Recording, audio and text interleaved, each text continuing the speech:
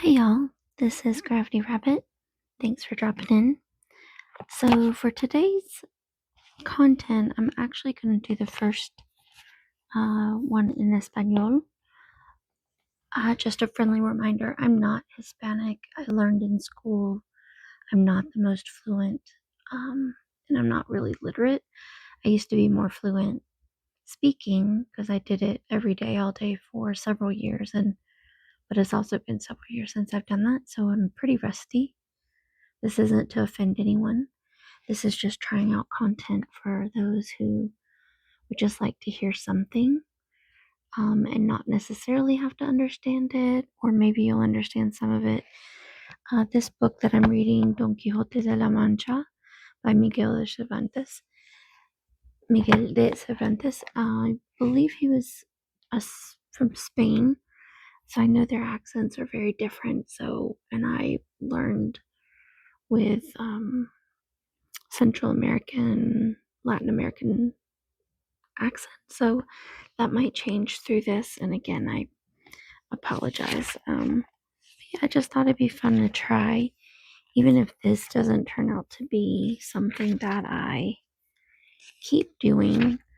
I think I'd like to at least do content in Spanish too, where even if I'm just working on recipes, plus that gives me a chance to practice and get a little bit better. So I'm not sure how many chapters I'm going to read. Maybe I'll just try one chapter and see how long that takes. And then, yeah, we'll just give this a shot. So, all right, so this is primera parte del ingenioso Hidalgo Don Quixote de la Mancha. I'm not going to read the footnotes, I'm just going to read the text. Capítulo primero, que trata de la condición y ejercicio del famoso y valiente Hidalgo Don Quijote de la Mancha.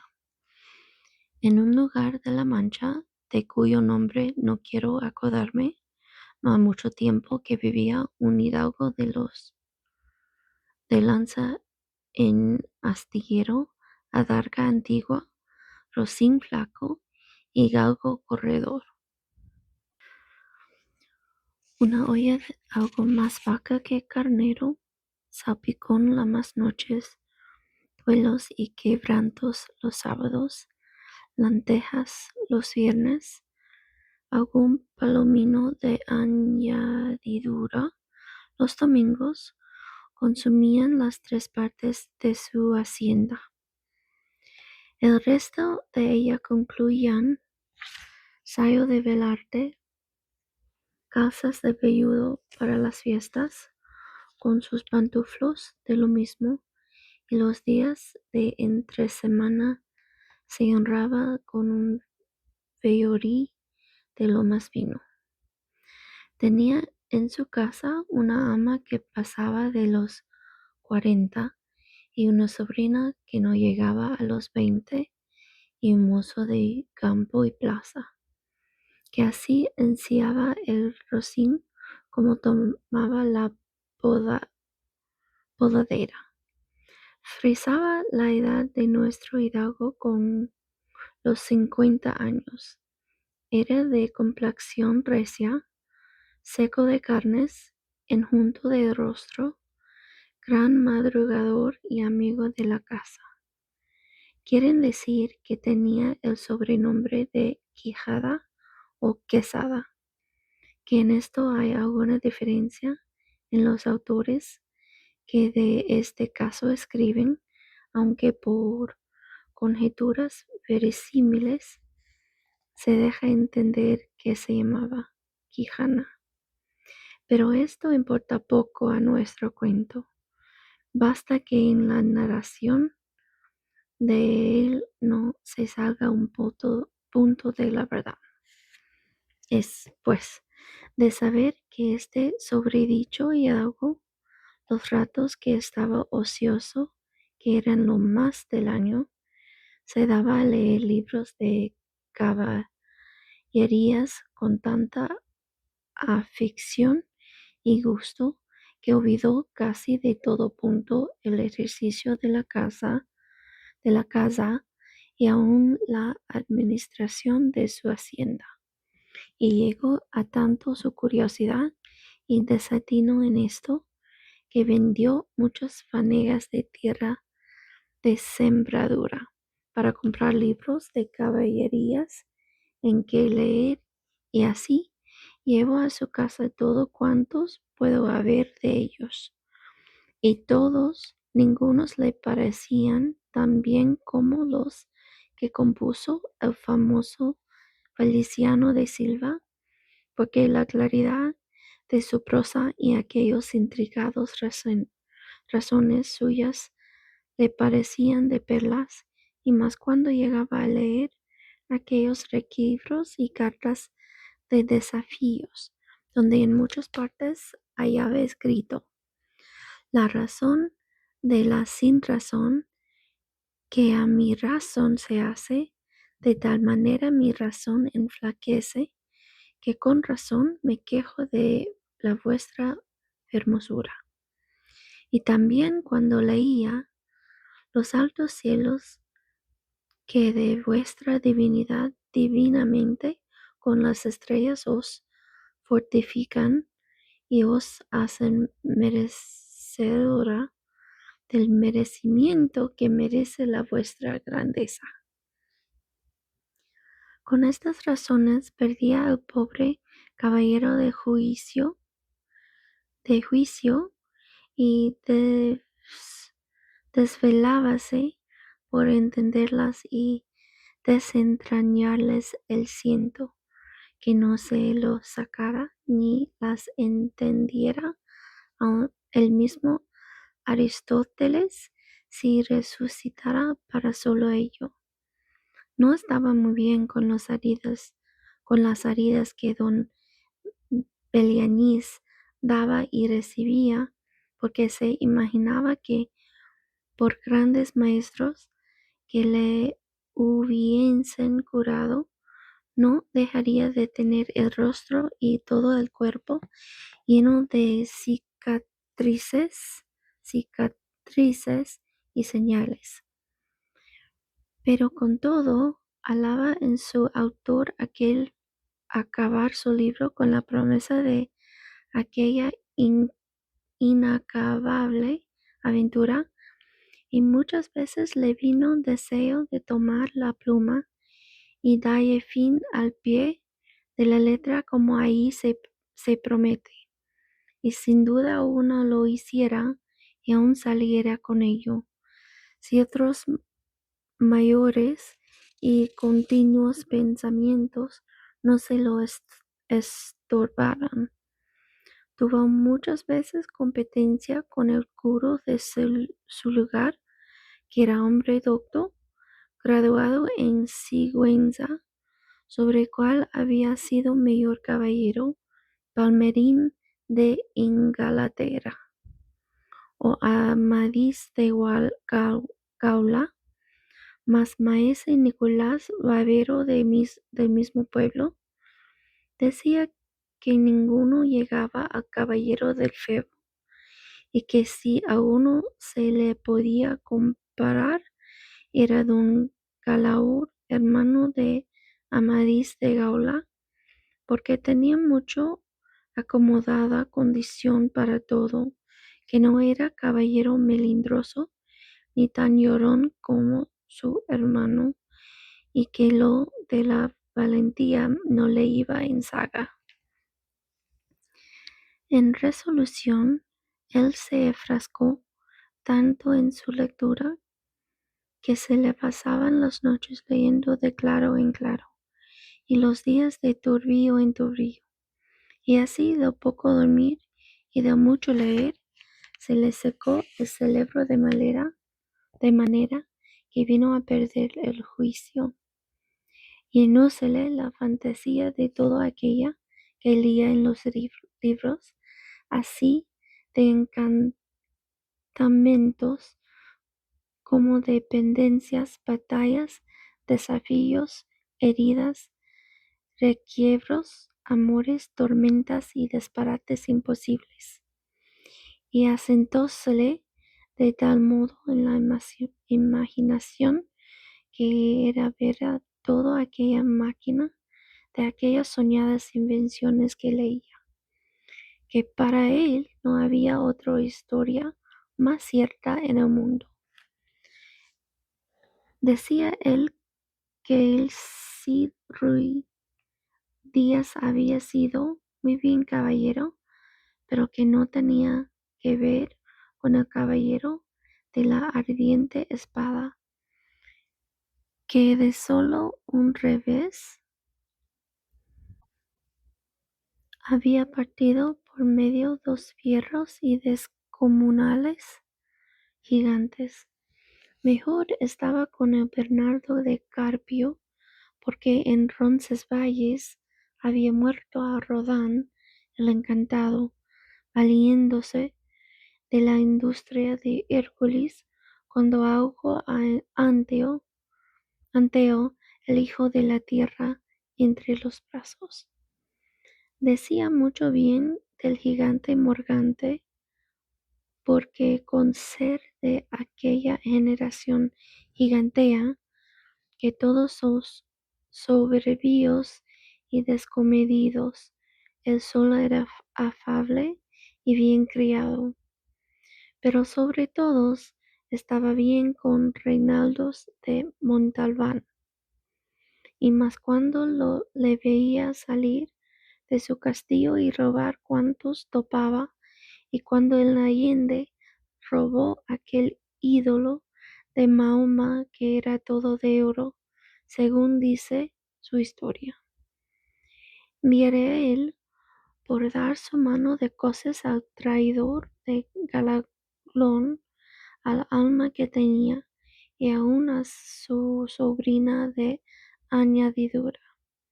En efecto, rematado ya su juicio, vino a dar en el más extraño pensamiento que jamás dio loco en el mundo, y fue que le pareció convenible, convenible y necesario, así para el aumento de su honra como para el servicio de su república, hacerse caballero andante y irse por todo el mundo con sus armas y caballero a buscar las aventuras y a ejercitarse en todo aquello que él había leído, que los caballeros andantes se ejercitaban, deshaciendo todo género de agravio y poniéndose en ocasiones y peligros donde, acabándolos, cobrase eterno nombre y fama. Imaginábase el pobre ya coronado por el valor de su brazo, por los menos de imperio de Trapisonda, y así, con estos tan agradables pensamientos, llevaba del extraño gusto que en ellos sentía, se dio presa a poner en efecto los que se deseaba.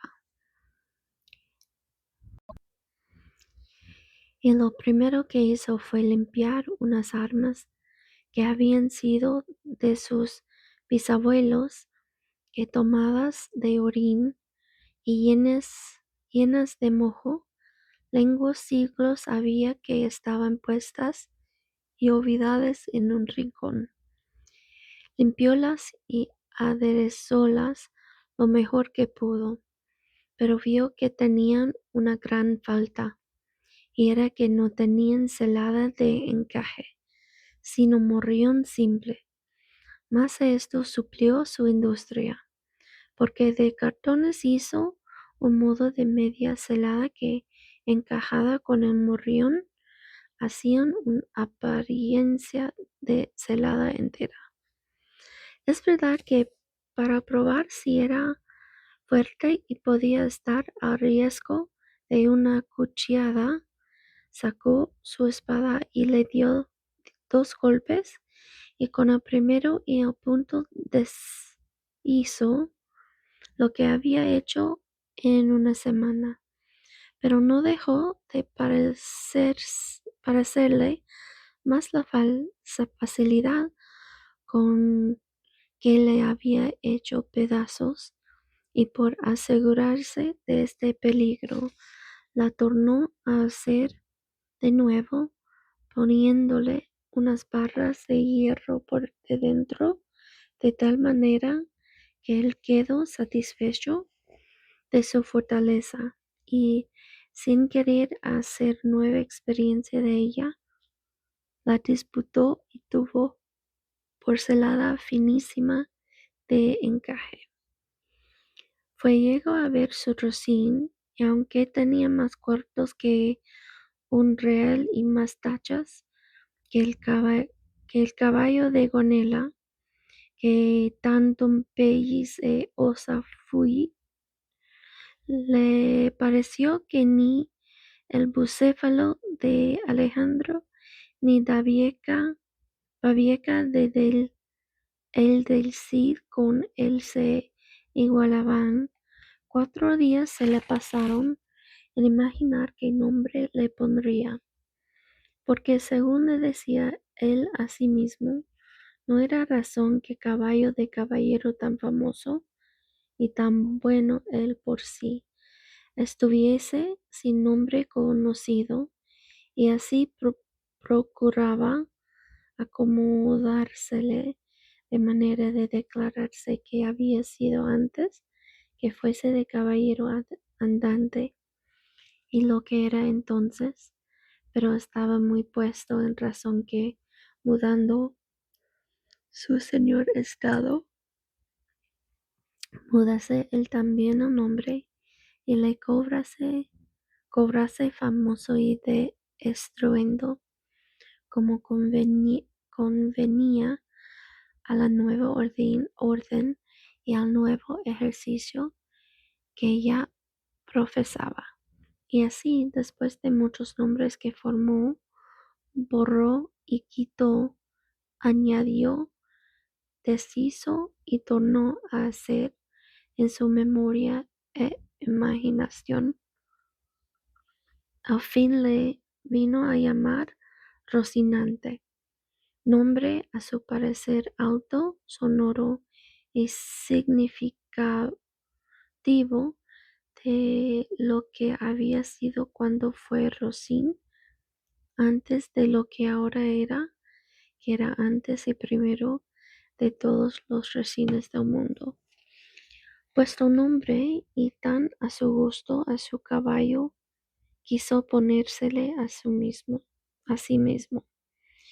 Y en este pensamiento duró otros 8 días, y al cabo se vino a llamar Don Quijote, de donde, como queda dicho, tomaron ocasión los autores de esta tan verdadera historia, que sin duda se debía de llamar Quejada y no Quesada, como otros quisieron decir, pero acordándose que el valeroso Amadís no sólo se había contentado con llamarse Amadís a secas, sino que añadió el nombre de su reino y patria por hacerla famosa, y se llamó Amadís de Gaula.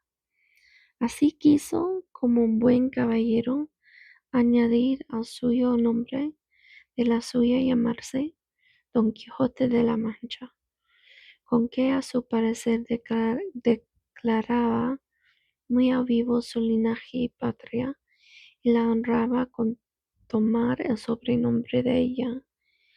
Limpias pues sus armas, hecho del morrión celada, puesto nombre a su rocín, y confirmádose, asimismo se dio a entender que no le faltaba otra cosa sino buscar una dama de quien enamorarse, porque el caballero andante sin amores era árbol sin hojas y sin fruto, y cuerpo sin alma.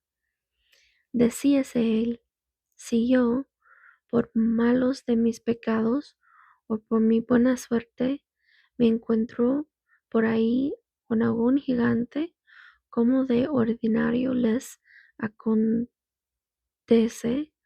a los caballeros andantes y le derribo de un encuentro, o le parto por mitad del cuerpo, o finalmente le venzo y le rindo, ¿no será bien tener a quien enviarle presentado y que entre y se hinque de rodillas antes mi dulce señora y diga con voz humilde y rendida: yo, señora, soy el gigante Caraculiambro, señor de la ínsula Malindrania, a quien venció en singular batalla el jamás como se debe alabado caballero don Quijote de la Mancha, el cual me mandó que me presentase antes la vuestra merced, para que la vuestra grandeza disponga de mí a su talante.